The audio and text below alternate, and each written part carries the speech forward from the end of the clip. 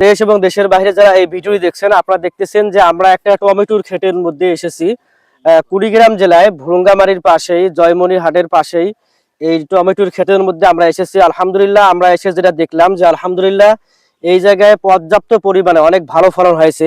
ভাই, এই যে টমেটো আমার যে হাতে রয়েছে, এই টমেটো কি জাতের টমেটো? এটা লাল তীরের অর্ণব। লাল তীরের অর্ণব। যে লাল তীরের অর্ণব, কি রকম টমেটো এই জায়গায় ফলন হয়েছে?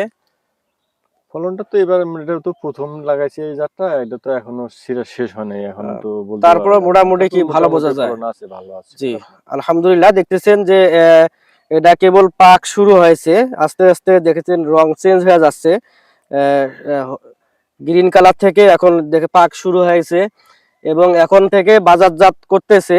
আশা করা যায় এর থেকে মোটামুটি লাভবান হবে ইনশাআল্লাহ। এবং আপনাদের যাদের এই লাল তীরের অর্ণবের টমেটো চারা লাগবে, অবশ্যই আমাদের স্ক্রিনে দেওয়া নাম্বারে যোগাযোগ করবেন। ইনশাআল্লাহ আমরা সুস্থ সবল কোকোপিট দ্বারা উৎপাদিত চারাগুলো আপনাদের কাঙ্ক্ষিত স্থানে পৌঁছে দেবো।